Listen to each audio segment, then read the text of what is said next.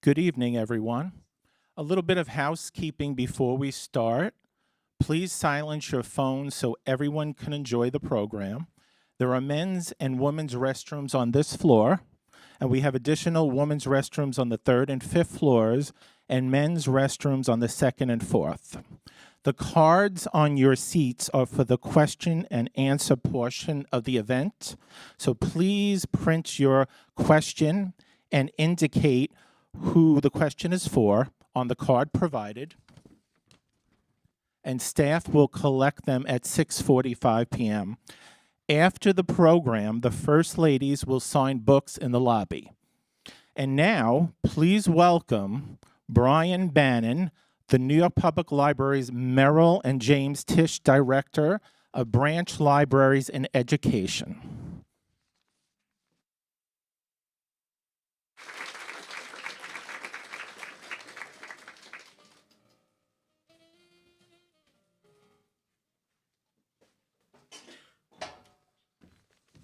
Hello, good afternoon. My name is Brian Bannon. I'm the Merrill and James Tisch Director here at the New York Public Library, and it's really my distinct honor to welcome you, first of all, to the Starvest New Yorkers Foundation Library. We recently reopened this building, formerly Mid-Manhattan, and for those of you who have not been here before, welcome, and those of you who have been here before, welcome again in terms of seeing this beautiful new space.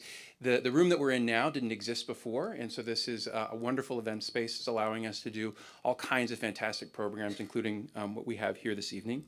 As you know, we have the First Lady of Finland, Jenni, I want to say it correctly, Haukio, here today, as well as the First Lady of Iceland, Eliza Reid.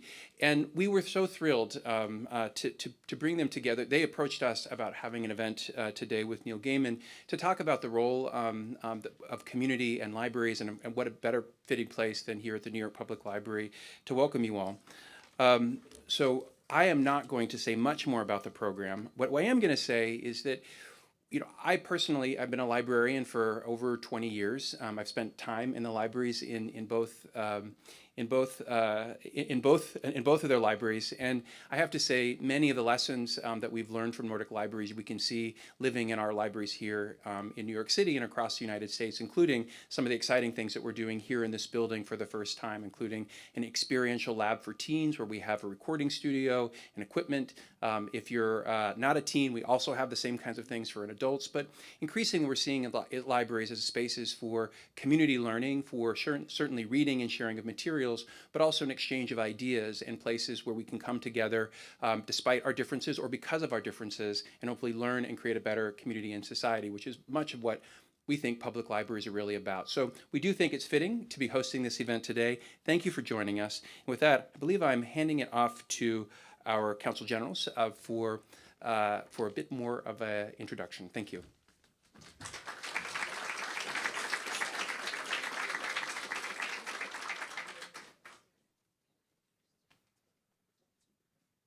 We're not the Consul Generals. I've been told to walk up.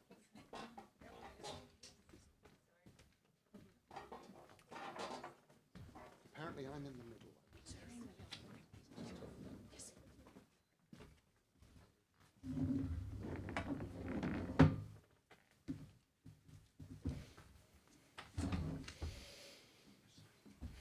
Someone else. What do we have? I think someone's coming up. Here we go. Here we go. That's good. Thank you.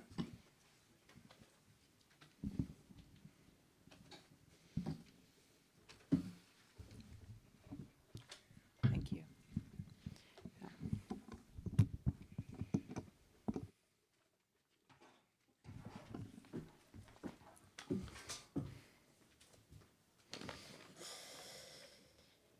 Your Excellency, Saulu Ninnusto of Finland, Dr. Jenni Haukio, the First Lady of Finland, Madame Eliza Reid, the First Lady of Iceland, and Mr. Neil Gaiman, and Mr. Anthony Max, President of the New York Public Library. Ladies and gentlemen, it is with great honor I stand here in front of you, being in the company of this very fine people. As the Minister of Culture and Business Affairs in Iceland, I can tell you what is dearest to my heart is the Icelandic literature and the history of Iceland's literature. And I can stand here, be in front of you, and basically say that the Icelandic literature is the greatest asset that Iceland has. And I'm gonna name few reasons why it's the greatest asset. And you have to believe me because I'm an economist and I'm also the Minister of Business Affairs. So first of all, when Iceland was settled, don't worry, I'm not going to take you a 1,000-year history, but literature was one of the first export goods that Iceland produced. So when all the Vikings were fighting in Denmark, Norway, and Sweden, we were writing literatures. And we wrote this for the kings of Norway, and we were basically exporting fish and literature and, did a lot of good things just before we actually lost our independence to Norway, but I'm not going to talk about that. So just to compare, I hope there are not many, it's okay with Finland. Finland is very close to us, even though it's, but just to compare what kind of a number of books we produced at the time. Iceland produced 300 books in the 11th and the 12th and the 13th century, while our good friends in Denmark produced none. The Norwegians, 2, and the Swedes, none. So because of that, we've always felt that we are a bit special. I don't know about that though, but anyways. The next point I want to say is that, so we actually, we were a very proud nation for the first 500 years. Then we lost our independence to Norway in 1262, but then we gained independence in 1944. But the ones that were really driving the independence was the writers, the poets, the editors. So you can really say that Iceland fought its next battle with words. And what we did, we basically went back to our old literature and found new ways to basically find ourselves. Fourth reason is that Iceland has the highest number of books being published per capita. Name few examples. Our president last year, he issued a book on COD, wars, right? That's why I love him so much. I know. Ooh, are you talking about COD? So I don't know. So, and our first lady, of course, talking about social issues, women's rights, and being an immigrant. And then our prime minister also. All 3 issued books last year. And she was writing about criminals, the difference between us and government and the couple. And so I was thinking, they've all published books. I need to publish a book, right? And I was like, okay, what can I write about? Maybe I'll write about my dog. And his name is Snorri Sturluson, like the author of Hávamál. So all our sagas, the Norse mythology, the whole thing, we can basically trace it to the great writings of Snorri Sturluson. And to conclude, I thought it would be important to introduce one of my favorite Viking philosophy called Hávamál. And Hávamál was written by Snorri, and in the mid-13th century... Not Snorri, your dog, though. No. Thank you, Eliza. Well, I'll tell you why I named Snorri, my dog. So he is like this mini schnauzer with long white beard. So I think, okay, Snorri, they're like. And also I'm trying to educate my children. Anyways. So this Hávamál is basically philosophy on, it's basically like a social guidelines into society of the Viking Age, but also today. So I wanna read for you, to conclude, the one on how to cherish friendship. Go, you must. No guest shall stay in one place forever.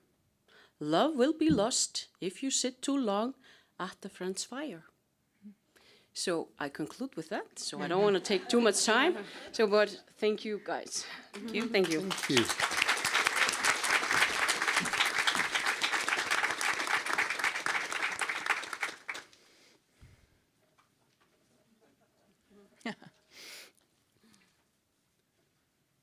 Jenni, I know that I told you that I was meant to be sitting in the middle because that was what I was told, but can I swap with you so that I'm looking at both of you rather than definitely. turning from one to the other? Because I think that will be easier for all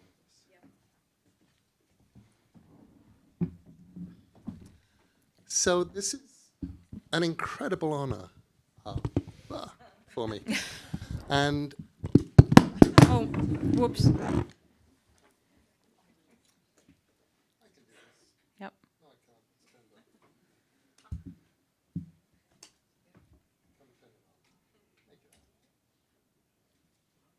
thank you. There we go. Perfect. Pretend that last bit didn't happen. This is an incredible honor for me. Somebody asked me on social media a couple of days ago. Here, let me move that. There we go. There we go. Asked me on social media, why did you do this? Why are you doing this? And I said, because they asked me. And then I thought about it afterwards, and I thought that really was a very unfair answer, because it left out all of the reasons why I actually said yes. I get asked to do too many things, and I say no to most of them. And then being asked to talk to the First Ladies of Iceland and Finland at the New York Public Library. And I said yes, because those are some of my favorite things. Iceland and Finland are two of my favorite countries. I have strange experiences in both of them. And the kind of strange and memorable experiences that mean that you walk away from that country going, I will never forget this place and I'm coming back. And of course, the New York Public Library is the New York Public Library, and there's nothing like it in the world. And being part of this is an absolute joy. Dr. Jenni Haukio is a poet. She is a writer of nonfiction. She is an expert on many areas of Finnish literature. And Eliza Reid, First Lady of Iceland, has just written a book called Sprakkar. Did I get that right? Yeah, that's good. Okay, good. And it's a book. Sprakkar basically translates, as far as I understand it, as kick-ass women. Yes, that's it. I think we say extraordinary, but kick-ass is much better. Okay. Yeah.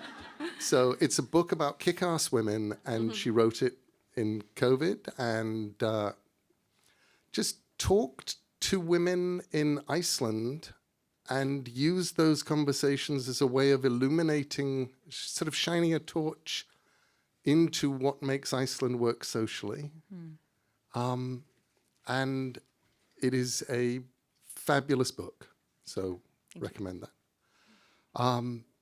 And to begin with, they will be each giving us a talk, and then we'll be in conversation, and then your questions will be handed up, and your questions will be answered. And after that, they will sign books.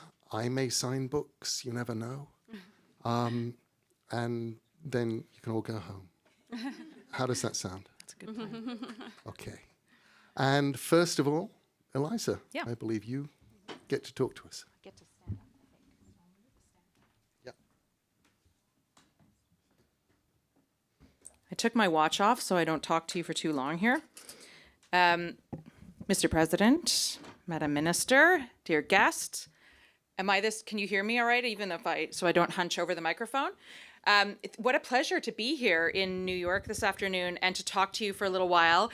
I am going to give you a brief sort of overview of Iceland and Iceland's literary heritage, and then I have a video for you, so you get to hear some other voices and change pace a little bit.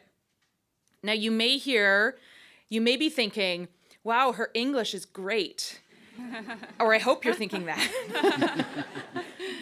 And the hint at the end of that is because English is my first language. I grew up north of here in the country of Canada and only moved to Iceland in my 20s after I fell in love with an Icelandic man in England in graduate school, cheated to win a blind date with him, and he decided to run for president years later. So I have had the honor of making Iceland my home for the past 20 years. And I like to say that because I kind of chose to become an Icelander and chose to raise my family in Iceland, that means I get to brag a little bit more about how wonderful the country is. And one of my favorite things about Iceland is this love of the literary tradition and the deep, deep respect that we have in the country now for all the creative pursuits and for the value that we have in storytelling and how that enriches us as a society and connects us to other peoples in the world. As our esteemed minister mentioned earlier, we do like to say that we have one of the highest book publishing and book buying and book reading rates in the world. We also probably have the highest number of per capita statistics in the world because we have a population of 380,000 people. So we do like that. And this tradition, as the minister mentioned, stems back over 1,000 years to the creation of the Icelandic sagas. Because Iceland is this small, largest country, but it's a fairly remote island in the North Atlantic. And hundreds of years ago, we didn't have the materials to build big buildings, and we didn't have materials to bring in art, and we didn't have a lot of musical instruments. What we had to express our creativity was the written word and storytelling. And so we have been able to share that heritage a lot. And there's another writer who said that is really what has given Icelanders confidence as writers, is this big contribution that has inspired musicians and writers to this day, and really our contribution to global culture, of which we are most proud. And it's really continued because of a great emphasis that has been placed on literacy and literature and reading over the centuries. So in the Middle Ages in Iceland, you couldn't be confirmed into the church unless you could read and write. And that applied to girls as well as to boys, which is also an early effort in our quest for gender equality. And in the 20th century now, we still have this love of literature. Our entire nation, we have an Icelandic author, Halldór Laxness, who won the Nobel Prize for Literature in 1955. Which I always like to say means that we have the most Nobel Prizes per capita in the world. Although I discovered that a Faroese physicist won the Nobel Prize in 1903. And so I would amend this and say, we have the most Nobel Prizes in literature per capita. And then I discovered that a writer from St. Lucia won the Nobel Prize for Literature in 1992. So we can't even say that, but we're still very, very proud of it. And to this day, books are the most popular Christmas present that is exchanged in Iceland. And we have a tradition. I always like to teach people some Icelandic words when I'm speaking. We have a tradition called the Jólabókaflóð. Anybody want to say that? Very good. The Jólabókaflóð means the Christmas book flood. 80% of the books that are sold in the country and produced are sold in the months leading up to Christmas. And we have a free catalog that is distributed to households coming up in a couple of weeks that lists all of the books that are coming out for the year. And people like to look at that catalog, like if the IKEA catalog comes, that's also very popular, to see what it is that's coming out and plan the books that they're going to give to each other. And there is this tradition. I don't want to paint a picture that every single person in the country is reading books on Christmas Eve, but it is very popular to have a Christmas dinner open presents on Christmas Eve and then sit down and read some of the books that you've receiving. We also have a number of popular literary festivals, and we even have subsidies and grants for writers and other creative pursuits. So that if, for example, you are a poet and you write your poetry in Icelandic, you can actually eke out a living by having these grants for authors that encourage these cultural pursuits, which I think. And that is something that's given really irrespective of the government party that's in power. It's something that we just see as valuable for our society. And we have many museums as well. How many people have visited Iceland before? Nice. Who wants to visit Iceland? Did anybody not put up their hand? Is anybody like, I thought it was the First Lady of Ireland, and I got it. So Reykjavik is a UNESCO City of Literature, which means we have a lot of events there. It's actually the first non-native English-speaking such city in the world. You can go and see benches, and you can scan QR codes that show you, that recite different amounts of poetry and things. And you can travel around the country where we have various museums that are dedicated to the lives of some of our writers. I don't know if this is true, but our former president once said in a speech that in Reykjavik, we have more statues to authors than we have to politicians. Just maybe getting the balance right. With respect to all the politicians in the room today. And you know, to me, this is something that is really important, that as an import to Iceland, as an immigrant to Iceland, I see a lot, is this wonderful encouragement and respect and continued nurturing of literary pursuits and literature. Some of you may have read some of our wonderful Nordic noir novels. Some of you may have read books by other fiction and nonfiction writers. But it really, using the storytelling, and maybe we can discuss this later, helps us to understand, you know, the world around us, helps us to understand ourselves. And I think that creativity really nourishes our souls and is so vital, especially in this day and age when we have so many disagreements and arguments. The creativity and the writing is a way to express our uniqueness while also talking about what makes us all human. But I'm going to let you hear from some other Icelandic writers now, and I have a short video that I think will play in a moment. It's a number of authors in Iceland with beautiful backdrops and scenery of Iceland, because you can't have it without that, and they are talking about what inspires them as Icelandic writers. So hopefully, here we go.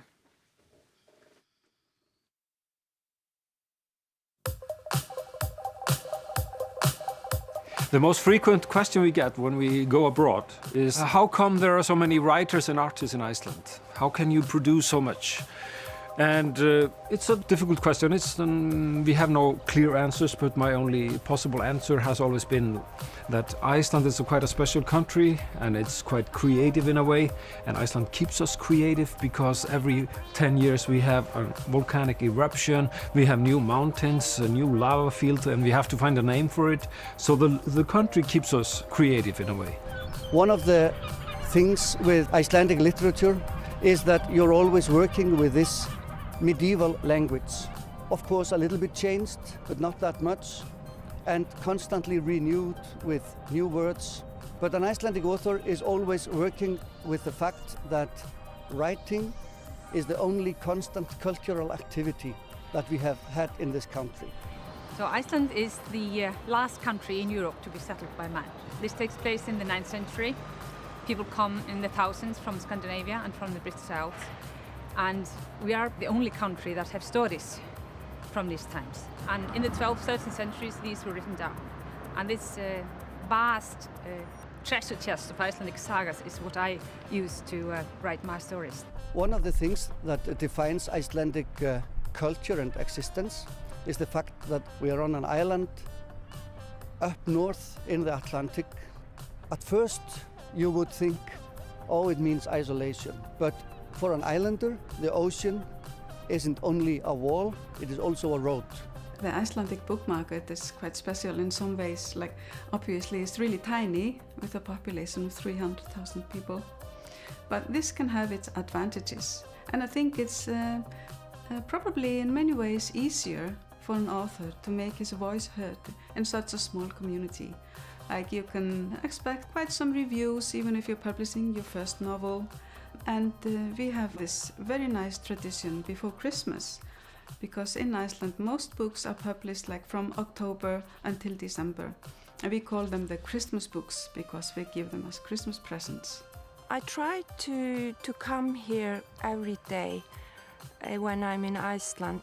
I go to the beach to walk in the black volcanic sand, and I'm most often alone, so I get to make the first steps of each day. And then the sea washes it away, and then you come again the next day, and it's a kind of a renewal. It's a bit like Iceland, like someone said, like a newborn naked baby. Yeah, Iceland is like a human laboratory. That is, you just leave 300,000 people on an island and see what happens. And the forces that are interacting, forces of greed, of business, international ideas about communism or capitalism or whatever, these ideas tend to clash in an interesting way on this island and within this language. And I've found out that sometimes I feel, I should be in New York to be where the big ideas are happening. But then we had like the 6th biggest bankruptcy in capitalist history. So, we can understand that by being here. I consider myself quite lucky because I came along and I started writing in early 90s, and then they started putting more money into funds for writers, because since 1990 we've had 1,312 novels translated into other languages, so it's quite a lot. So we have a whole generation, maybe 2 or 3 generations by now, of writers who are professionally really committed to this craft, and we can see the results. I think the reason Icelandic literature survived throughout the centuries and why we have such a great cultural scene in Iceland today is due to the openness of Icelandic culture. We have always been ready to embrace influence from abroad.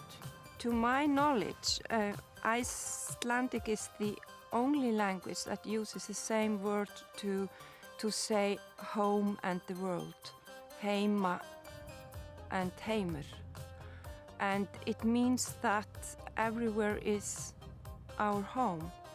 And it also means that we are all made of such stuff as our dreams.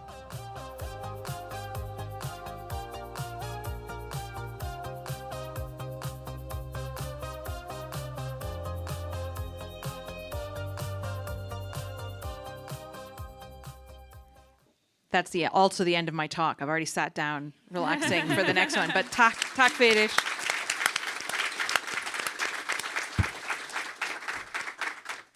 Jenni, would you like to tell us about Finnish literature? Mm-hmm. Thank you.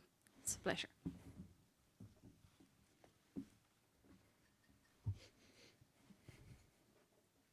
So, dear guests, dear friends of literature, it's an immense pleasure for me to be here today to take part in this unique event together with you and my respected fellow writers, Eliza and Neil. I would especially like to thank the organizers, the Consulates General of Finland and Iceland, and the New York Public Library. You've done great work to make this inspiring evening possible. Over the past 11 years, I've had the privilege of representing Finland alongside my spouse in nearly 30 different countries. Over and over again, our travels have reinforced a truth that has always enchanted me, that the language of literature is universal. Ultimately, literature knows no nationalities, no geographical boundaries, nor states. There's only you and me, a human soul and a human soul. At the same time, literature can teach us valuable lessons about our diversity, and understanding this can be of unexpected use when building international relations. For example, my husband, Sauli, has told that he approaches Americanness through the impressions he has drawn from reading books by American authors. When receiving the Global Citizen Award from the Atlantic Council last year, he said, "From Hemingway to Bellow, from Vonnegut to Auster, from Morrison to Egan and many others, literature has been my window to understanding the American mindscape." Today, dear friends, it is my great pleasure to open a window for you to understand the Finnish mindscape and the historical success story of our society from the perspective of Finnish literature. At the heart of this story lies the Finnish language. Our native language belongs to the Finno-Ugric family and has its roots in the Proto-Uralic language spoken a few thousand years ago in the area between the Volga River and the Ural Mountains. Today, however, even speakers of our neighboring languages in the Baltic Sea region do not understand Finnish. It is understood only by Finnish speakers. This underlines the fact that our unique language has played an irreplaceable role in building our individual and collective national identity. Just like one of our most beloved poets, Pentti Saarikoski, has written, "For me, the Finnish language is both a window and a home. I live in this language. It's my skin." As a poet myself, I can very strongly identify to these verses. Dear listeners, although Bishop Mikael Agricola, the father of our written language, already published the first book in Finnish in 1543, Swedish remained the dominant language in our country for more than 300 years thereafter. The development of the Finnish literary language did not take off in earnest until the national romantic movement had begun to gain strength. In the early 19th century, a passionate cultural discussion was taking place in Europe. At its core was the idea that every true nation had an ancient epic that depicted an era of heroism and was reflected in folk poetry. The national epic was nearly seen as the foundation of a nation's entire existence. Around the same time, in 1809, the period of Swedish rule ended and Finland came under the rule of the Russian Tsar. There was a question in the air as to where we Finns actually belonged. Our geographical location and history between two strong neighboring powers created not only a cultural but also a political need to develop the Finnish language. We needed our own language to justify our right to independence. We needed an epic of our own to raise awareness of the Finnish nation in the minds of Europeans. In 1835, these needs were fulfilled when Elias Lönnrot compiled our national epic, The Kalevala, based on oral folk poetry passed on from generation to generation. The Kalevala sealed the status of the Finnish language at the heart of our culture and played an immeasurable role in strengthening our collective identity. Today, the Kalevala has been translated into more than 60 languages. Its stories have inspired not only Finnish artists, but also such international names like J.R.R. Tolkien, creator of The Lord of the Rings. So enchanted was Tolkien by the poetic rhythm and language of the Kalevala that he decided to study Finnish and used it as a source of inspiration when constructing the languages in his works, such as the Quenya language spoken by the elves. It is therefore no coincidence that the stories of Middle-earth share many similarities with the Kalevala, a work of such significance for Finland that the date its foreword was signed is still celebrated in our country as Finnish Culture Day. Dear friends, Instead of material capital, the prosperity of Finnish society has been based on intangible values, a spirit of togetherness and common cultural beliefs. The idea that learning and education are the only path to a better future. Already our first work of fiction written in Finnish, Seven Brothers by Aleksis Kivi, emphasized the importance of reading and writing skills, that only in this way could an individual become a fully fledged member of society. Even today, over 150 years since Seven Brothers was first published, the message still applies. We are among the world's leaders in literacy, and the proportion of active readers in our country is among the highest in Europe. Among Europeans, we rank second in time spent reading. As many as 80% of Finns read at least one book per year, and as many as 21% of Finns subscribe to an audiobook service. When both printed and electronic book consumption are taken into account, Finns spend an average of 5.3 hours per week with books.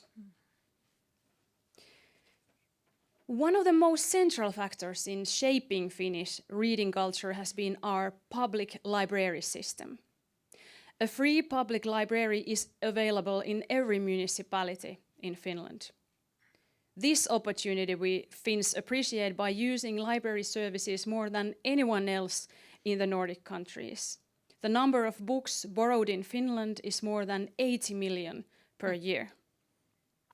The public library continues to play an invaluable role in maintaining literacy and promoting democracy and freedom of expression in our country. Dear friends, in 1906, Finland became the first country in the world to grant women full political rights, and today Finland is one of the leading countries in the world in many areas of gender equality. Throughout our history, women have played an important role also in the field of Finnish literature. Many of the first novels published in Finland flowed from the pen of Finland's Swedish women writers. For example, the first ever Finnish novel, Murgrönan, published in 1840, was written by a female author, Fredrika Wilhelmina Carstens. Our first notable female author was Minna Kant, whose life's work in the late 19th century had a profound impact on the development of Finland into a world leader in gender equality and education. Kant paved the way for women in many areas of social life as a writer, journalist, and opinion leader. Her work was so impressive that she is still the only woman to have her own official flag-flying day in Finland. This day is also celebrated as a special day of equality. Dear friends, as early as the 1930s, nearly 40% of all debut authors in Finland were women. Today, around 54% of members of the Union of Finnish Writers are women, and works by women authors make up the majority of Finnish literature translated into other languages. Tove Jansson, creator of The Moomins, has surpassed Mika Valtari, author of The Egyptian, a classic of world literature, as the most translated Finnish writer.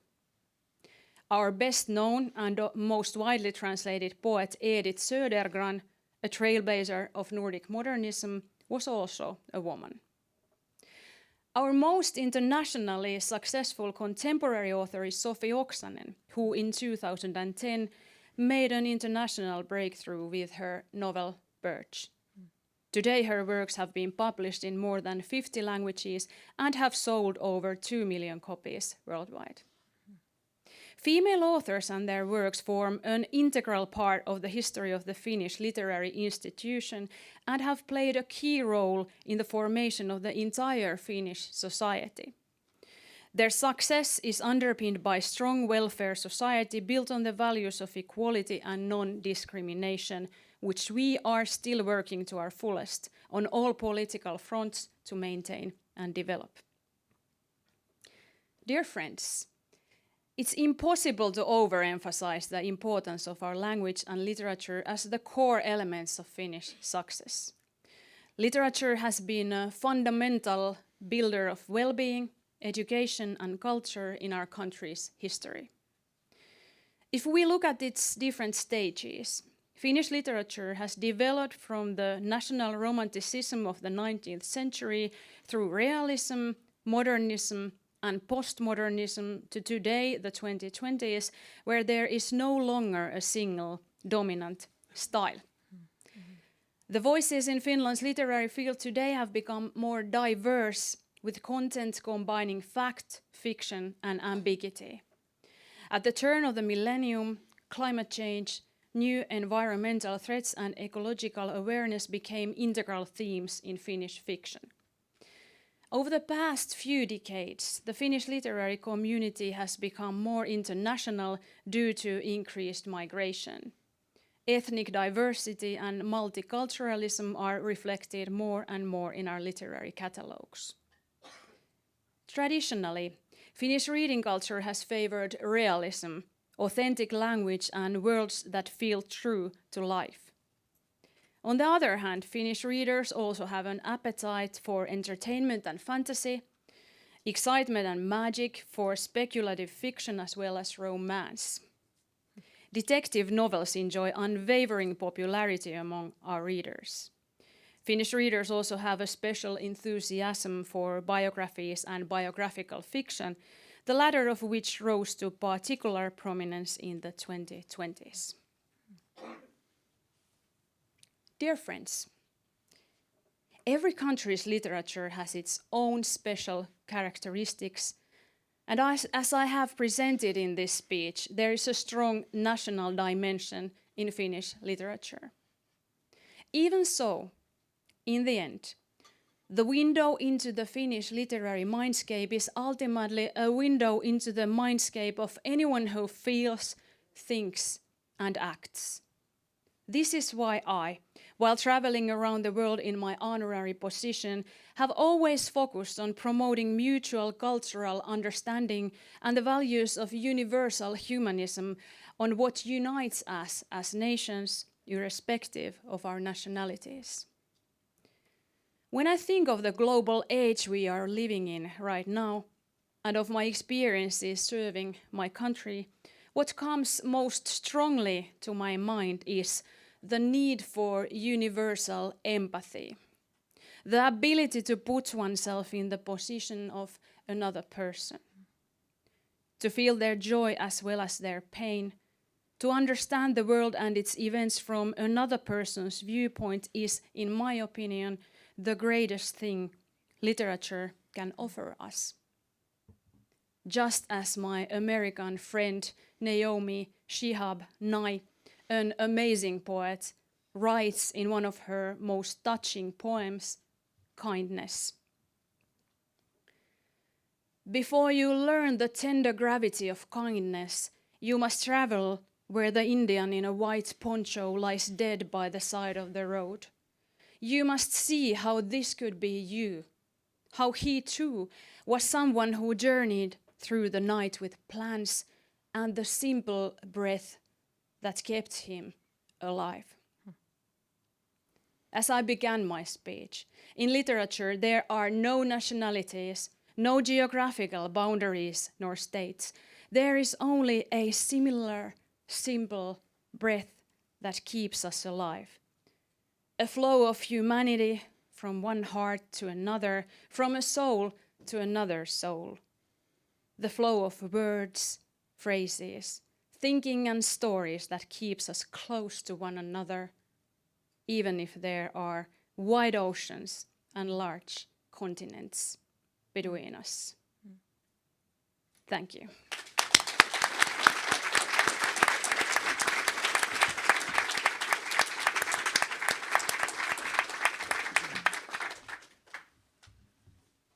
Thank you. Thank you both. So I love your countries. And both of your countries for me are very literary places. I've told the story a few times about how my book, American Gods, began with, I was living in Minneapolis, and I needed to go to Norway and then to Finland, and my travel agent, because we had them back then, said, you know, you can do a stopover in Iceland for nothing if you fly Icelandair. And you still can.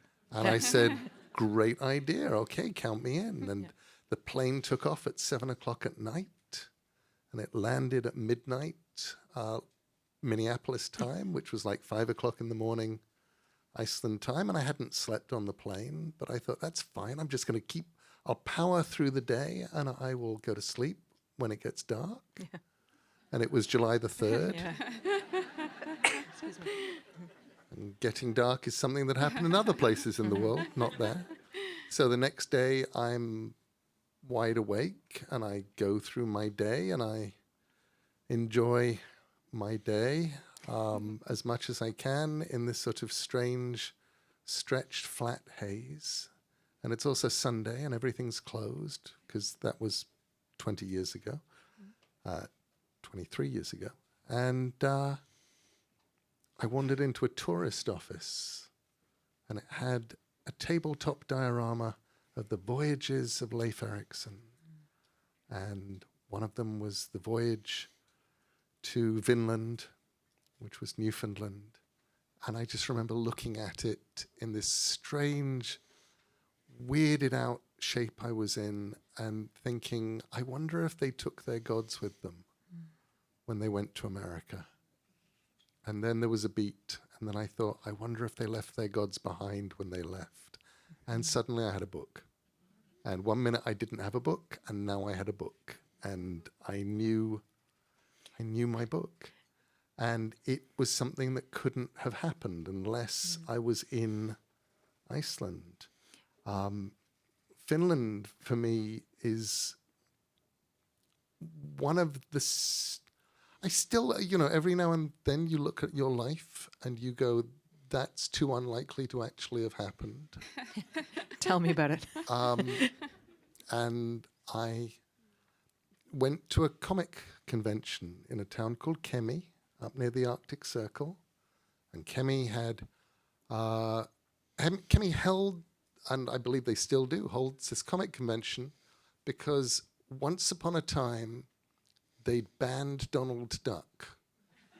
And banning Donald Duck in Finland would be like a small town in England having banned the Queen. It was just sort of like, it was wrong, fundamentally wrong on every level. And in apology, they have held a comics convention ever since to make sure that people know that Kemi actually loves Donald Duck and any other comics. And I landed there and was being driven to the convention. They said, first of all, it's the press conference. It's being held in the town sauna.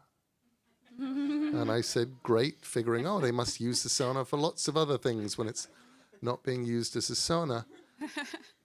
And I got there, and they handed me a large bottle of extra strength beer, explaining to me that the weaker kinds of beer were not available that week. And this is where you take off your clothes, and that's where the journalists are waiting for you. And a bunch of very naked, very sweaty comics creators met a bunch of very sweaty comics journalists from all over the planet, holding on to their tape recorders, just hoping that they would survive the heat, and asking me questions about whether I thought comics were really an art form or not. And I thought, I'm in Finland. I'm in somewhere else. This is magical. And I suppose my first question to both of you is, to what extent do you feel the landscapes, the weather, the fundamental nature of the country defines the literature and has changed and shaped the literature? Well, I think it's interesting to talk about American Gods, and you've confessed that the idea came about in Iceland, because now in Iceland we're going to claim a little part of that success. I think from now on, we'll. It's what I like to call sometimes, and I say this as a Canadian, the small nation complex. You know, that when we're mentioned or have an influence in another country, we can't help but notice it. So every time I hear American Gods mentioned from now on, I'll say, "Do you know the idea and the inspiration for that came from Iceland?" And of course, our nature has an impact on the environment. We did talk earlier today, we were looking out over Central Park, and you can see how New York as well has an influence on its environment. But for those of you who haven't visited Iceland, maybe you saw some pictures in the video, I think it's not wrong to say we have a distinct landscape. We have very few trees. We are a volcanic island. Lately we get a very tourist-friendly eruption every year that people can come and look at. We have a lot of rocks in which the Hultafolk, the hidden people, have lived and played. And I think the weather, as you said, it can be atrocious sometimes, and it's dark in the winter and it's bright in the summer. And of course, you're going to write and tell stories and be able to share those experiences. And I think that's why maybe, we see the Nordic noir genre being so popular. It's certainly not because we have that many actual crimes in the country. We're the world's most peaceful country, in fact. But you can absolutely create an atmosphere of wind and sleet and darkness and bone-chilling cold sometimes for the books, and it absolutely has an impact. I think most places do have an impact, but perhaps because our landscape and our nature is so unique, that's what makes our stories so unique. Yes, and we Finns, we share quite a similar story than what Eliza just described. But let me first tell you that Finland is the first country in the world to have an official flag day for the country's nature. So this tells something about our relationship to nature. It's in the core of our identity.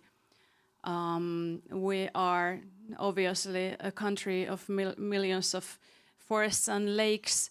One can say that we live, whether we lived in the capital Helsinki or wherever, we live in the middle of nature. Forests and forest animals, all this flora and fauna is everywhere in Finland. And also the relationship between humans and nature is one of the most central ethical questions in Finnish literature at the moment. So it's in the center of everything, our nature. You're both little republics on each side of kingdoms. Small but mighty. Small but mighty republics. You each had to fight for independence. And it feels like both countries use literature to have not only a relationship with the past, but also to forge the bonds of identity that forge a country. Could either of you say anything about that? Well, first of all, Finland, yes, it's a small republic, but geographically Finland is actually quite a large country, which means that we have a lot of space for every individual, for our 5.5 million people. But you asked about the relationship. I'm just fascinated by the relationship between literature and the past, and the way that probably Finland more than anywhere has used, and you touched on it in your talk, one central work of literature to form the bonds of country. Yes. The Brothers Grimm in Germany in the early 19th century were creating, that was where their fairy stories came from. That was where their works on German grammar and history, because they were desperately trying to forge Germany, all of these disparate regions, into one country. And I feel like the Kalevala did that magic for... That's correct. And as I described just in my speech, it's in the heart of our whole culture. We couldn't have had our own Finnish language as the dominant language of our country without our own national epic. So it's really hard to overemphasize its meaning. we got our own national epic, and we were identified as a nation amongst the other European nations. And after this, Kalevala was the basis for example, Karelianism, that was a movement where artists were inspired about Kalevala and Karelia, the area of Karelia. And now, after this, the whole of our art's golden age was formed on the basis of Kalevala. So it's really an important Some of the element. most beautiful paintings in your National Gallery are Kalevala inspired. Yes, And it's true. illustrations from, or Yeah. just moments from it. Quite gorgeous. stuff. Akseli Galenkalela is artist. And I mean, that's right. Yeah. And our sagas, of course, are have lasted for so many thousands of years, and something that has been really important to Iceland as well. It shows an example of how the languages are really interconnected with nationalism, with independence. It's often said that we can read these texts, unlike maybe an English speaker who would have a hard time looking at Beowulf in its original and understanding it. It's much easier, probably I would say, for a native-speaking Icelander to read the sagas originally, because the language hasn't changed so much, but it shows you how important it is in our own independence battle. And even to this day, there's always negotiations with our wonderful friends and neighbors, the Danes, who also ruled Iceland until 1944, because they have many of our actual saga manuscripts and have returned many, but not all of them, and have a discussion. yet. You can talk with our Minister of Culture afterwards if you want to know more about that.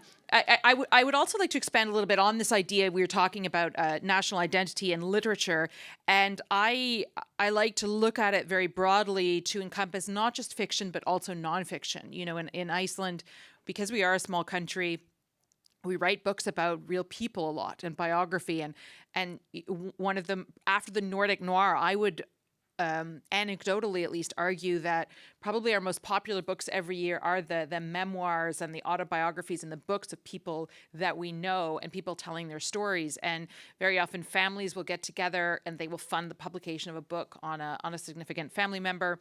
You don't need to have necessarily been a nationally known person, but I think that's another way of kind of reconciling our national character, even though it's not fictitious, is just this fact that biography and memoir are such also important genres within the culture now.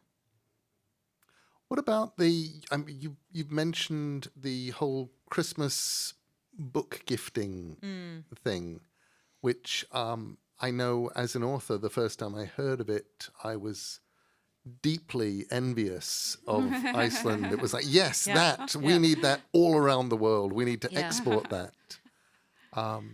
How do we follow the Icelandic lead? Yeah, I mean, it's such a great time of year, because if you can imagine, in Reykjavik, it's very dark. It's a very dark time of year. But in the weeks leading up to Christmas, there's Christmas lights everywhere. There's candles. So there's a lot of generated light places. And all these books are coming out. And so there's all kinds of book events going on. And you can do events in libraries. Various companies and organizations will have authors come to talk to their books. You talked about doing an event in a sauna. In our Icelandic equivalent of the gathering place are our outdoor geothermal swimming pools.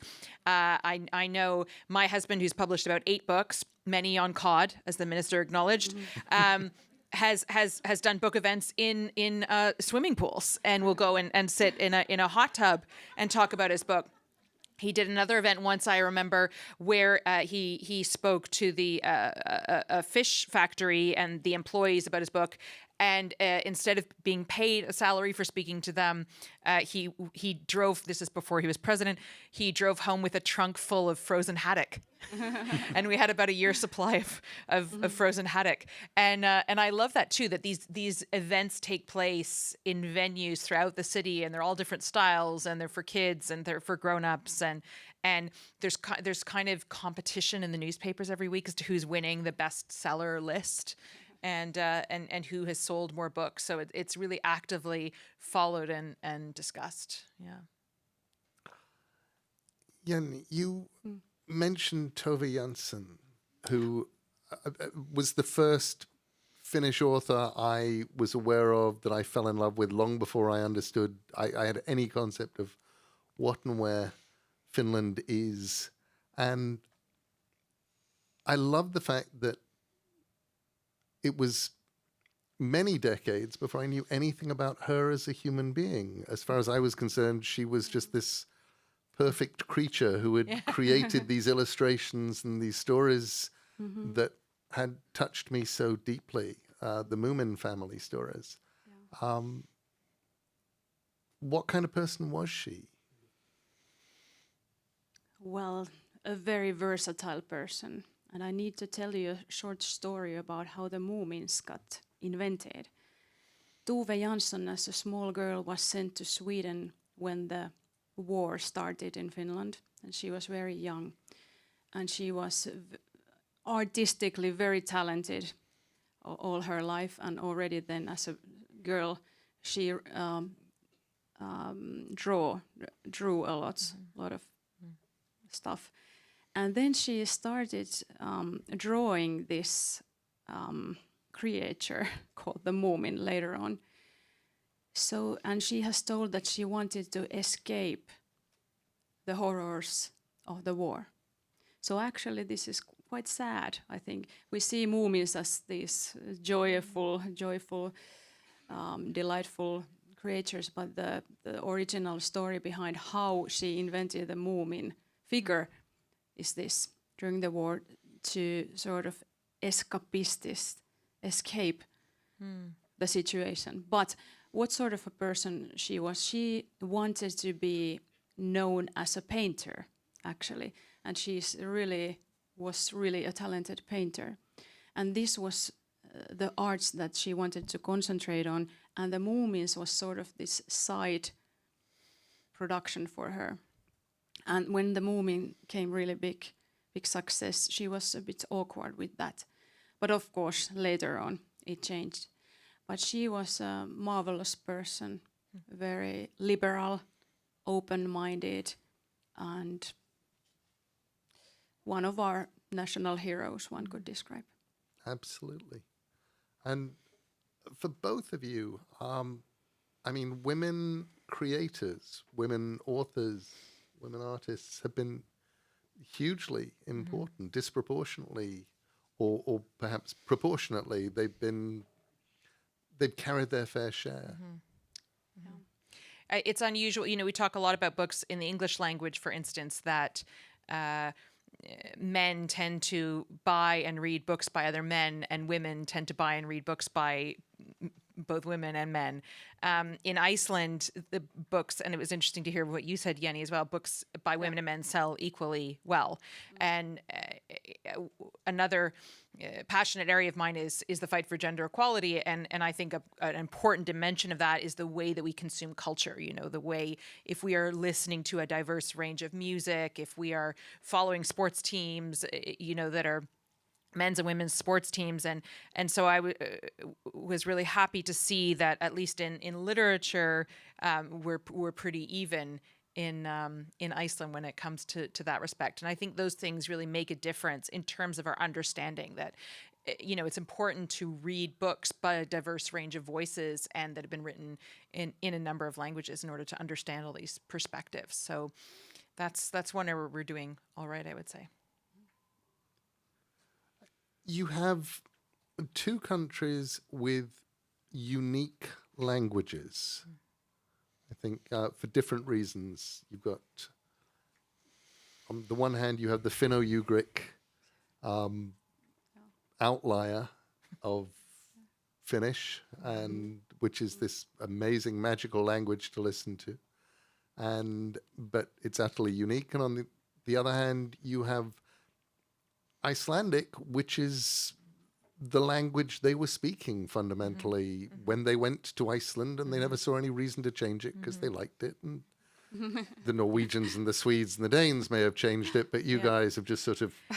Right. And we famously have a committee now in order. There's a lot of interesting things. You know, we famously have a committee that will help determine new words in the Icelandic language. So, you know, rather than have the word computer in Icelandic, we have the word tölva, and words that mean different things. The word for an armored tank is skriðdreki, which means a crawling dragon. where it's a very evocative words. And, our words for pager back when we had pagers, it is friðþjófur, which means a stealer of peace. So there's a lot of, it's a wonderful way of keeping the language new and relevant and very important in this day and age, because as we move to more digital environments, we need to make sure that technology is also continuing to understand the Icelandic language, and that's something that is actively being done. But absolutely, we're very, very pleased to have this. I'm going to teach, because I like to teach people Icelandic, because I had to learn Icelandic as an adult. I won't teach you the whole thing, but I will tell you one phrase that I think is beautiful and important in this context. And it's a phrase, að ganga með bók í maganum, and it means to walk with a book in your belly. It's a phrase that we have in Iceland, that everybody walks with a book in their belly and has a story that they're waiting to tell. So also before you leave tonight, think about what stories you're walking around with for the future. And in Finland, we speak Finnish, and our second official language is Swedish, but Finland was first inhabited by our indigenous people, the Saamins. And in Finland, there are 3 different Saami languages still spoken. And that is also a richness of our culture, that actually we have 5 languages in this country. Beautiful point. What importance, what contemporary importance do the 2 cultures place on poetry? Because you get the feeling in America that poetry has sort of retreated to something that shows up every now and again in the New Yorker as a place filler, but it's not really anywhere in the forefront of contemporary life.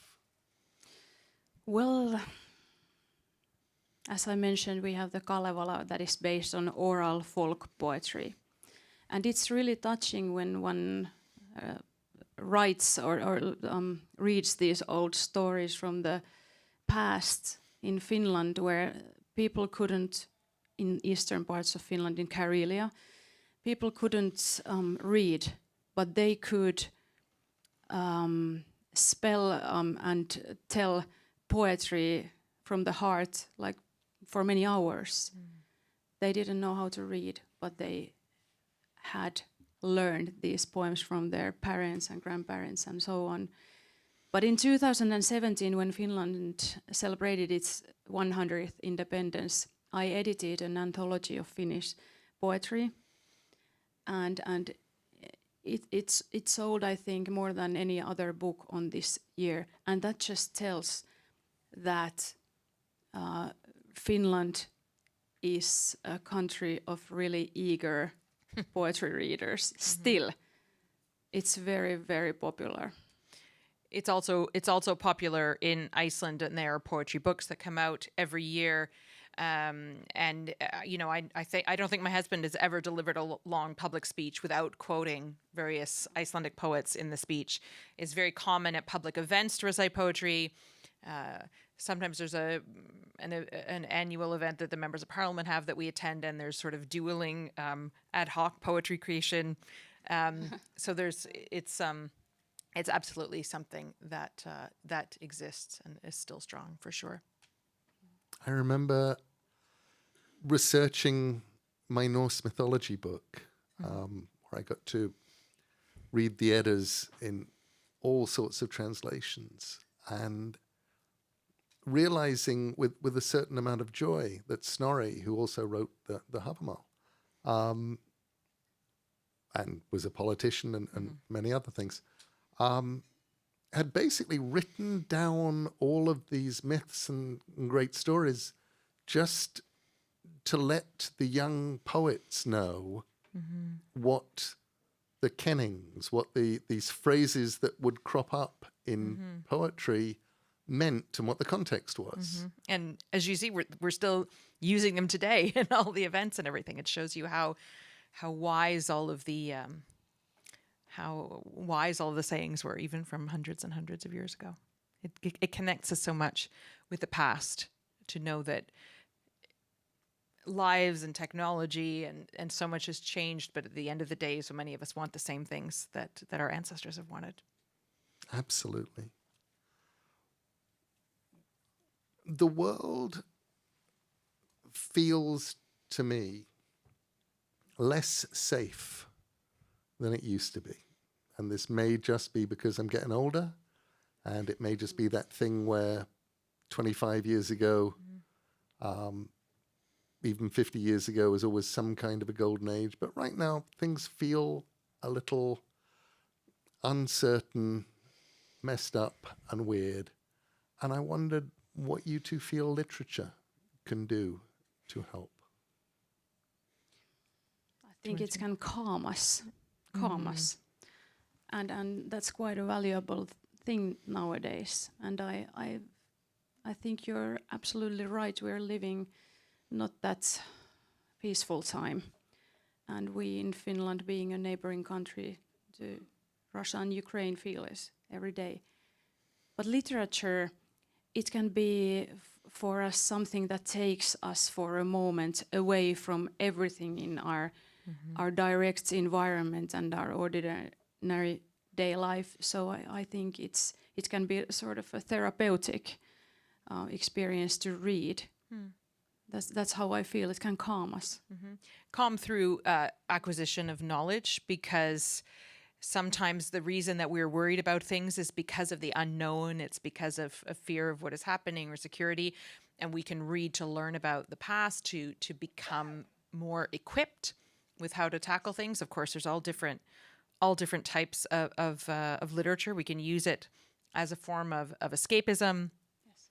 And I think one of the big emphases now, as well, as we say, is knowledge. It's about learning and about reminding us that, after the darkness comes the dawn.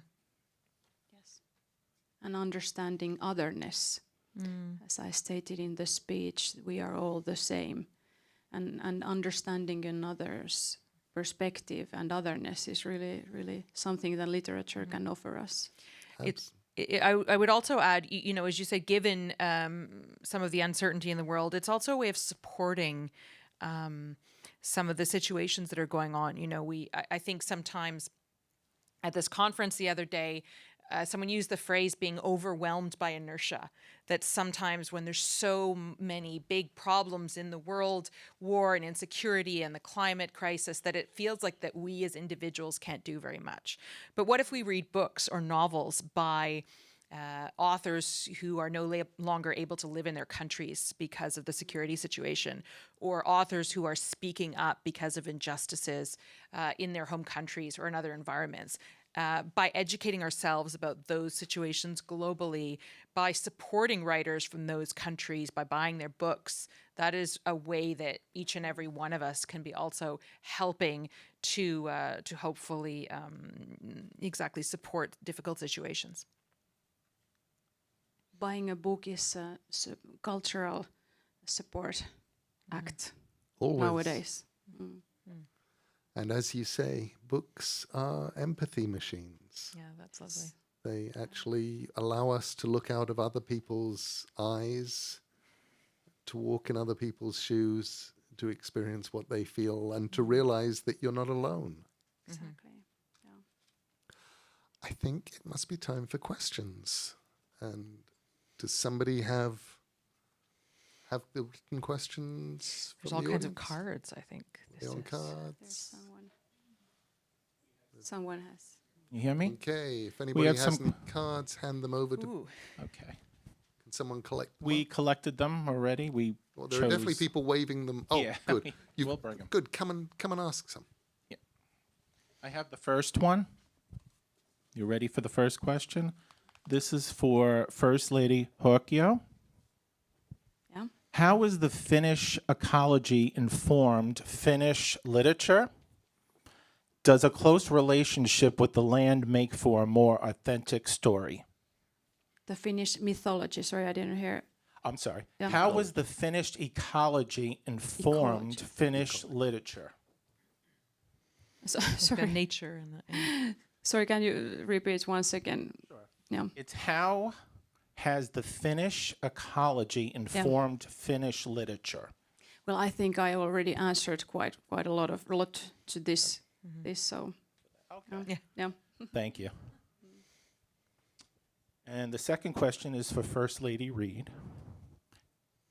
Can you talk a bit about Iceland Writers Retreat and how you decide what authors to approach to come speak each year? Sure. So another reason I like talking about literature is because I co-founded an annual event called the Iceland Writers Retreat, where we anybody is welcome to take part, and we have authors from around the world come and teach small group writing workshops, and we also introduce them to Iceland's literary heritage, and we do these natural tours, but where they're led by an author, and we have readings. And you were asking, sorry, how we choose the authors who teach or who take part? Take part, Like speak each year. Who teach on the faculty. Yes. It's maybe less formal than it ought to be, but we invite writers who are fiction, nonfiction writers to come and lead workshops. We like people who are fun because we try to be a fun event, and we try to emphasize diversity in the writing. So the event's taught in English. I suppose people have to be able to teach in English, but otherwise we try to create a diverse faculty that change every year. And the actual people who come and take part can be anybody who wants to, and we have people from around 20 countries each year who come and take part. So it's a good international gathering. Thank you, First Lady. And the next question is for author Neil Gaiman. Do you think speculative fiction still plays a part in educating people about real-world problems? I think that speculative fiction plays a part in an enormous number of things, and that's absolutely one of them. One of the finest and most powerful things that speculative fiction can do is just make you look at the world you're in and say things could be different. Say, it doesn't have to be like this. It can be another way. And this is a way that it could go. It can act as a warning to us, but it can also act as just an advisory, something that changes people's heads. And I think that speculative fiction absolutely does that and will always do that. I think sometimes, and I feel like we're seeing it right now, you get the feeling that reality has jogged on ahead of where the fiction is, and actually we're not quite catching up. And then some days I just feel that William Gibson wrote the present, and we just all have to live in Bill's reality now. Thank you, author. And this is another one for author Neil Gaiman. Has Nordic literature influenced any parts of your writing aside from the retelling of the Eddas? Yes, enormously. I mean, you can find Nordic literature running like a thread through Sandman, which was the first time I actually went, okay, I've got, I can do this. I can bring Thor and Loki and Odin and the myths, and I can bring them on stage as characters. I can bring on Ratatosk the squirrel. And I thought that was great. And then American Gods, because it began with the idea basically of Vikings leaving their gods behind, as a way of talking about America. I wanted to talk about the immigrant experience. I wanted to talk about cultures. I wanted to talk about people coming here from everywhere and what they brought with them. And at that point, I thought, well, in which case I'm going to have Odin front and center as my character, as one of my lead characters, as one of my protagonists. So he became Mr. Wednesday. And there are many, many myths and many, many cultures represented in American Gods. But I think the Norse is probably the most important. And there's a book I wrote, which is probably the one that I've written that the fewest people have ever noticed, because I wrote it as a tiny little book to be given out on World Book Day about 15 years ago. And it's called Odd and the Frost Giants. And it's about a boy called Odd and his friendship with 3 animals who turn out to be Odin, Thor, and Loki under a spell, and how this kid has to free Asgard from a frost giant. And it's a book that I'm incredibly fond of and keep meaning to write a sequel to, where Odd is going to go to Jerusalem, which is something that they used to do a lot in those days. Well, not a lot, but they would, you know, the great thing about any Viking literature is they went everywhere. The point I discovered that the Vikings were in the graves, the swords they would be buried with were always manufactured locally. And fairly recently, they figured out from the swords that were found in swamps and bogs that had fallen in battle, and people actually had lost these swords, they were not manufactured locally. They were mostly made in Afghanistan. It was your second best sword that you got buried with, and obviously your son would have got the good one, the Afghanistan. But I love the idea of a trade in swords from Afghanistan to, that was obviously where the good swords were, and the Vikings were going to get the good swords. For sure. All right, thank you, author Gaiman. The next one are for both First Ladies. What books are currently on your nightstands? Oh. Do we give the politically correct answer? I was actually literally on our nightstands. I have about 10 books on my nightstand. How about you? Yeah, I don't have any, but I read to my 5-year-old son every evening. So lately I've been reading a lot of children's books, and I love it. I love being a child again. I found the child within me again when I read to my son. It's fantastic. I'm going to literally try to picture what is on my nightstand. I have, I like a lot of I'm reading a book called The Daughters of Yalta, which is about the Yalta Conference in 1945. And Anna Roosevelt, who was there, and Winston Churchill's daughter, who were there, and how they had an impact on the negotiations in Yalta. And I have a book on Queen Christina of Sweden, who converted to Catholicism and left the crown. And I'm trying to and I have an Agatha Christie translation in Icelandic of Murder on the Orient Express, because I tend to read in English, and I need to read more in Icelandic, and I've read that book about 50 times, and so it's very easy to pick it up in Icelandic. Those are the ones I can. Oh, and Alexander Chee's short story collection. Anybody know that? That's also there. Thank you, First Ladies. And our sixth and last question, final question, are for, again, the First Ladies. Which book or author would you recommend to start reading literature from Iceland and Finland? That's a tough one, isn't it? We're in very delicate situations, yes, you know. That's here. correct. We're going to get in trouble. I think there's an excellent selection of books available for purchase here later. Are you going to watch our trained non-answer answer? I always recommend with Iceland. There's Nordic noir, which is a wonderful genre. We have I hopefully there might be some poetry anthologies there that have been translated into English, and we have you can't go wrong with Icelandic literature.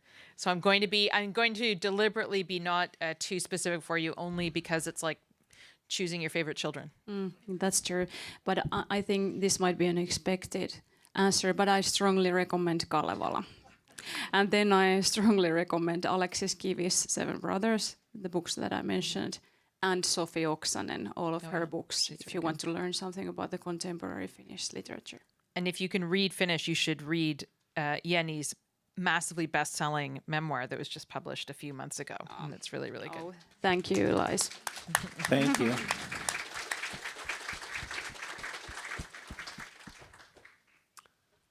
And now, according to my program, we're going to get closing remarks by the Consul Generals of Finland and Iceland. Here we go. Who wants to go first? Okay.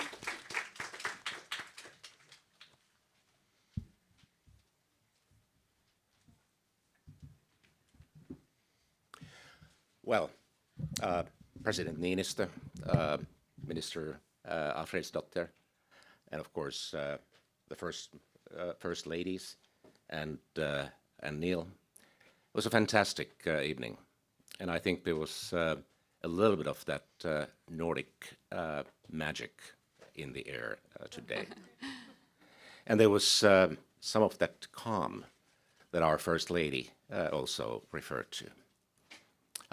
There was magic, there was calm, and it was a very powerful session. We'd like to thank my Icelandic colleague Nicholas Hannigan, and I'll ask him to say a few words. We'd like to thank everybody who came here. We hope that you are all leaving with a little spark of Iceland and Finland in your hearts. So let's give another round of applause to the First Lady and to our wonderful moderator, Neil Gaiman.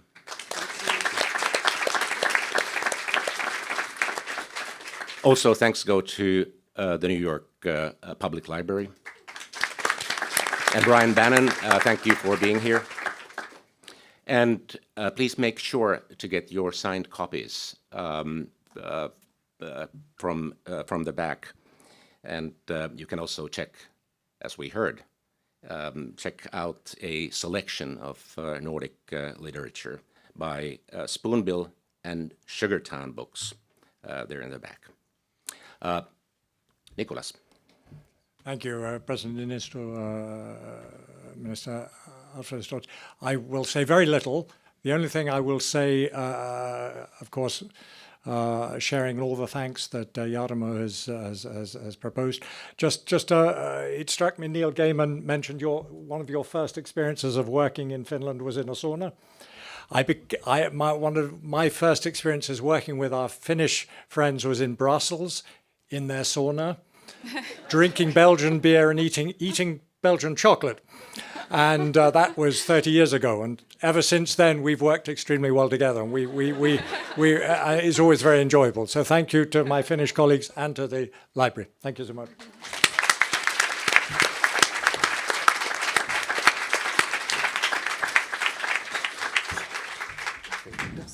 Thank you all. Tack för Thank you very much. Yeah, thank you. This concludes our program. Thank you everyone for coming. We appreciated this wonderful program. Our First Ladies will be signing books right in the lobby. Thank you. Thank you. Thanks.